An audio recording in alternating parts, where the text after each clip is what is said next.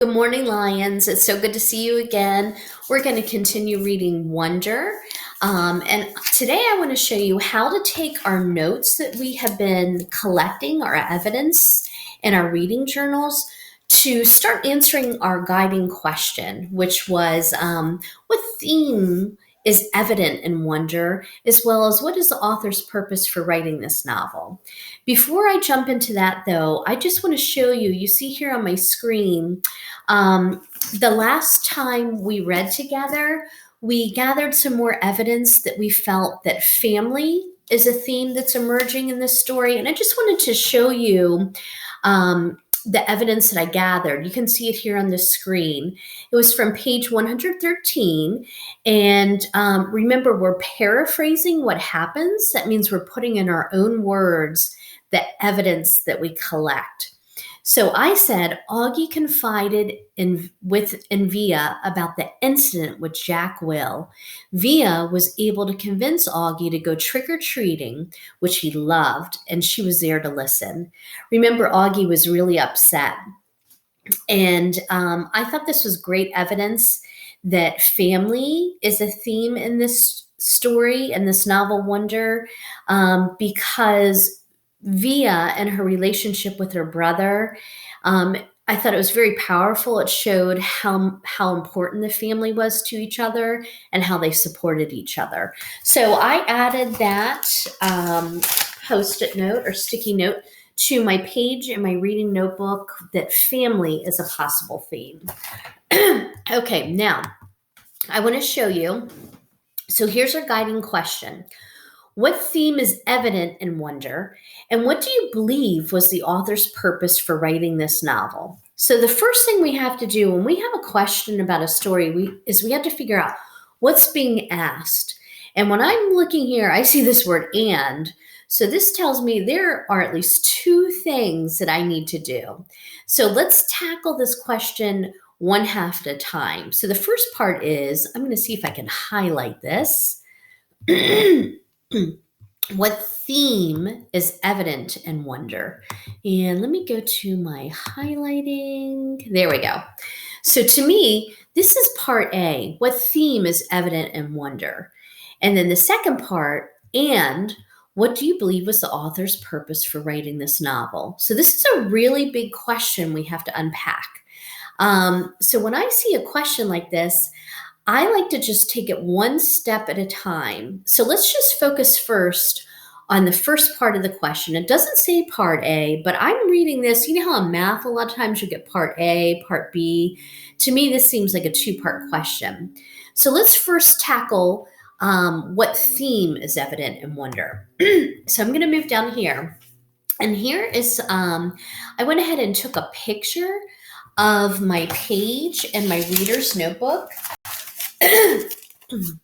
Here's my reader's notebook. So I just took a picture of it because we know when we're answering a question about a story, it's good to go back to our notes and the novel or the story we're reading to help answer the question rather than just relying on our memory. So I'm going to select perseverance as one of the themes. We know we've identified several themes: family, perseverance, friendship, kindness, but I'm going to pick perseverance. So let me go back up to my guiding question. What theme is evident in Wonder? And right now I'm just going to focus on this part, even though there's more to the question. Okay, so I'm going to say perseverance. Let's see if I can make this a darker color. That might be easier for you to see. Okay, here we go. So I'm going to say perseverance has, I'm going to say, emerged as a theme in Wonder. Okay, because we know we need to have a topic sentence. And they're saying what theme is evident. So I'm saying perseverance has emerged as a theme in Wonder. I could have said perseverance is evident as a theme in Wonder. There's lots of different ways you can say it. Now, let me go back to my notes. And you know what? I'm so thankful I put the page numbers on here because this is going to help me to see kind of the order and which would make a logical way to answer this. So I'm going to start with the lowest page number, and that is this Post-it note right down here. And this is where I took the notes that that Augie had 27 surgeries since he was born. So I'm going to say August, and you know what? I'm going to put in parentheses because remember he's called Augie. That's the nickname he goes by most of the time. So I have a feeling when I'm writing that I'm going to refer to him as Augie. So I'm going to say August or Augie for short. Let me go back to my sticky note here. 27 surgeries. Okay, so I need to turn that into a sentence. August has had 27 different surgeries from the time he was born. Okay, now let's go up to our next. So after page 4, looks like the next page I came across for some text evidence was page 7. So this says the doctor said Augie wouldn't live through the night. So now and remember, I paraphrased. I didn't copy this directly from the story. So I'm free to write exactly what's on here because those were my own words. So I'm going to say the doctors even said that Augie wouldn't live through the night when he was born. And you know what? I'm thinking it's not on this Post-it note here, but whenever you answer a question, you have to answer it as if whoever's going to read your answer had never read the story before. So I'm thinking in my head, well, if someone hasn't read Wonder, they're probably thinking, well, why did they think he wouldn't live through the night? What was wrong? Why did he need 27 surgeries? So I'm going to say, and instead of saying Augie, August, I'm going to, I don't want to repeat the same thing over and over again. So I'm going to say this brave 10-year-old boy. So it's another way of saying Augie without using his name. That's a trick that when you're writing, you can do to make sure you're not repeating the same thing over and over again. So this brave 10-year-old boy was born I'll say with extreme facial differences.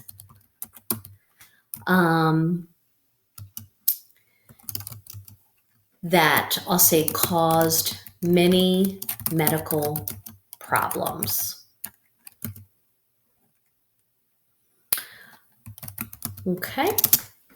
Okay, so I've added this sticky note.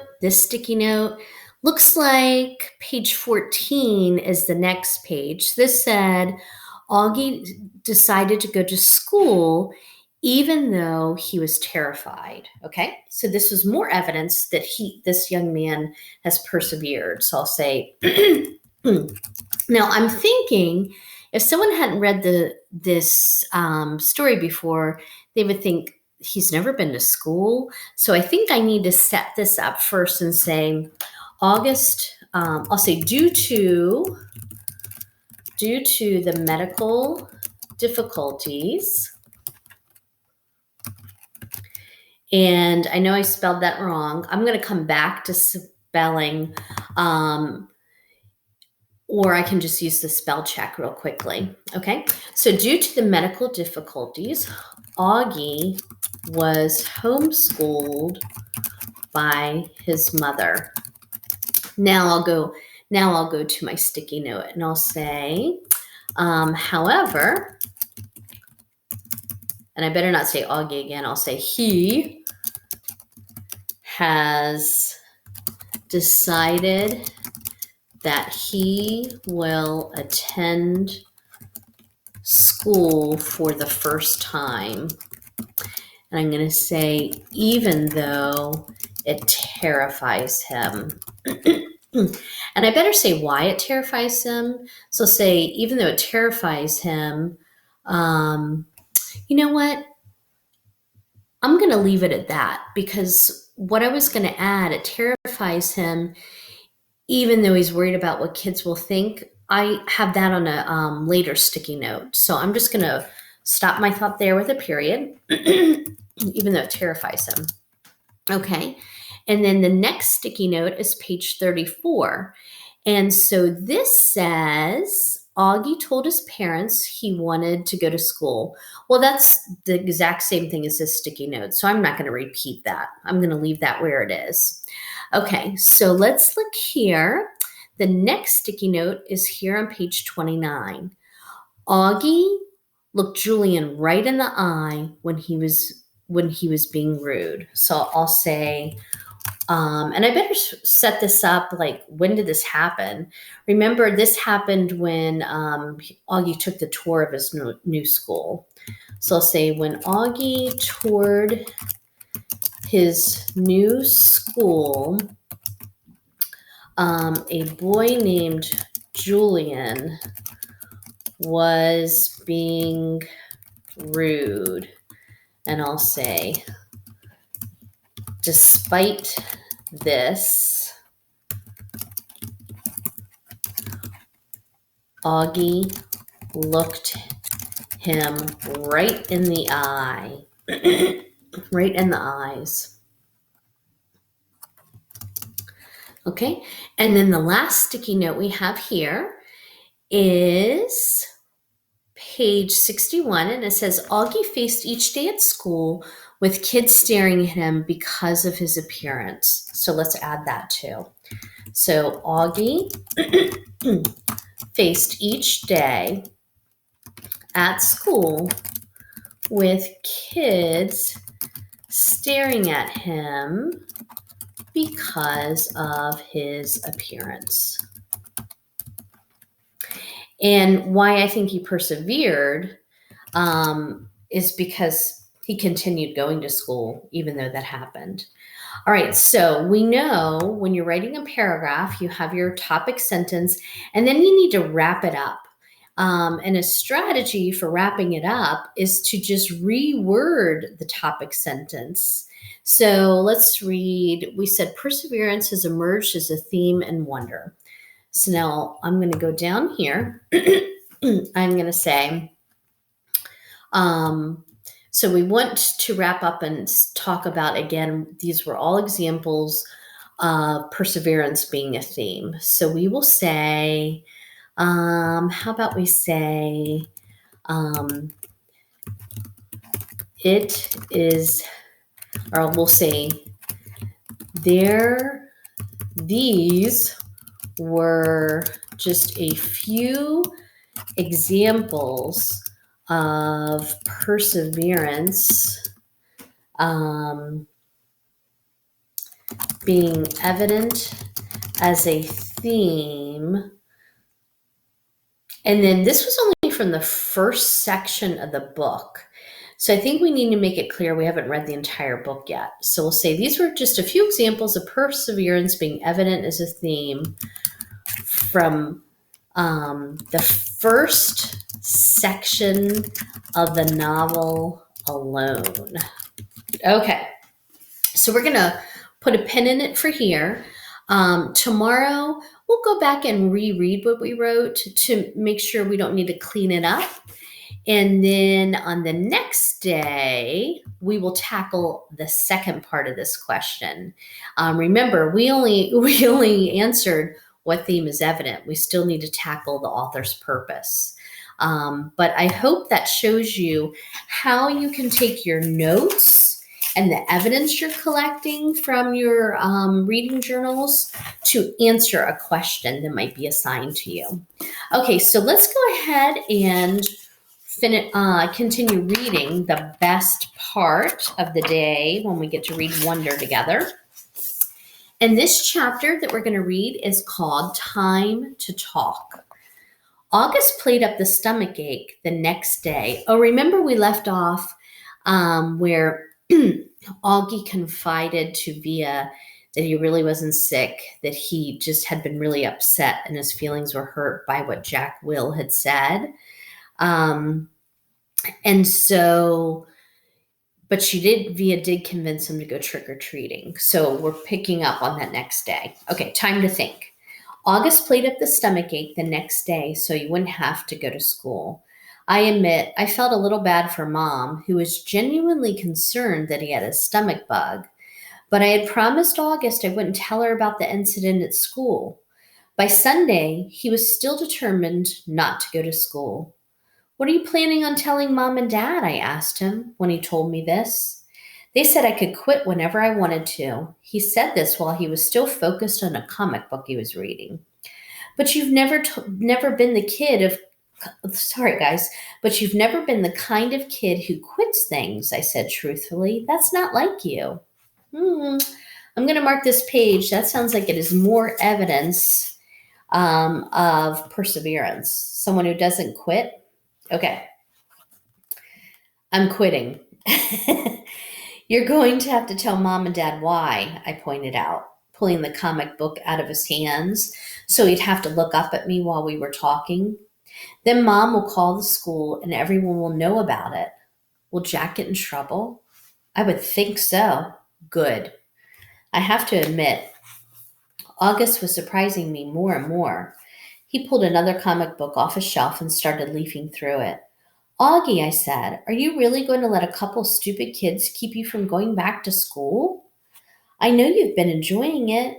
Don't give them that power over you. Don't give them the satisfaction. They have no idea I even heard them, he explained. No, I know, but Via, it's crazy. Via, it's okay. I know what I'm doing. I've made up my mind. But this is crazy, Augie, I said empathetically, pulling the new comic book away from him, too. You have to go back to school. Everyone hates school sometimes. I hate school sometimes. I hate my friends sometimes. That's life. Augie, you want to be treated normally, right? This is normal. We all have to go to school sometimes, despite the fact that we have bad days, okay?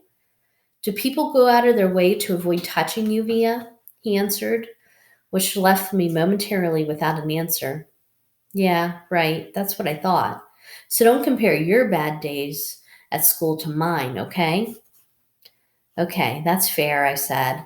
But it's not a contest about whose days suck the most, Augie. The point is, we all have to put up with the bad days.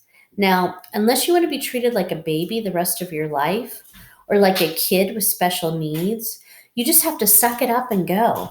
He didn't say anything, but I think that last bit was getting to him. You don't have to say a word to those kids, I continued. August, actually, it's so cool that you know what they said, but they don't know you know what they said, you know? What the heck? You know what I mean. You don't have to talk to them ever again if you don't want, and they'll never know why. See? Or you can pretend to be friends with them, but deep down inside, you know you're not. Is that how you are with Miranda? He asked. No, I answered quickly, defensively. I never fake my feelings with Miranda. So why are you saying I should? I'm not. I'm just saying you shouldn't let those little jerks get to you. That's all. Like Miranda got to you? Why do you keep bringing up Miranda? I yelled impatiently. I'm trying to talk to you about your friends. Please keep mine out of it. You're not even friends with her anymore. What does that have to do with what we're talking about? The way August was looking at me reminded me of a doll's face. He just was staring at me blankly with his half-closed doll eyes. She called the other day, he said finally. What? I was stunned. And you didn't tell me? She wasn't calling you, he answered, pulling both comic books out of my hands. She was calling me just to say hi, to see how I was doing. She didn't even know I was going to real school now. I can't believe you hadn't even told her. She said the two of you don't hang out as much anymore, but she wanted me to know she'd always loved me like a big sister. Double stunned. Stung. Flabbergasted. No words formed in my mouth. Why didn't you tell me? I finally said. I don't know, he shrugged, opening the first comic book again. Well, I'm telling mom and dad about Jack, Will, if you stop going to school, I answered. Tishman will probably call you into school and make Jack and those other kids apologize to you in front of everyone. And everyone will treat you like a kid who should be going to school for kids with special needs. Is that what you want? Because that's what's going to happen. Otherwise, just go back to school and act like nothing happened. Or if you want to confront Jack about it, fine. But either way, if you. Fine, fine, fine, he interrupted. What? Fine, I'll go, he yelled. Not loudly. Just stop talking about it already. Can I please read my book now? Fine, I answered. Turning to leave his room, I've thought of something. Did Miranda say anything else about me? He looked up from the comic book and looked right into my eyes. She said to tell you she misses you. Quote, unquote. I nodded. Thanks, I said casually, too embarrassed to let him see how happy that made me feel. All right. Wow. We're on part 3. And part 3 says summer. And so it looks like we're going to be hearing again from the point of view, first person narrative. I would suspect we're now going to hear the story from Summer's perspective. Remember, Summer is the girl who sat with Augie in the cafeteria when he was sitting by himself. So I can't wait to get a glimpse into the story from her point of view. Pretty cool the author's using that technique by switching first person narrative with different characters in the story. All right, Lions, I will see you tomorrow. I can't wait to continue reading Augie. This is such a great story, and I enjoy this time with you guys.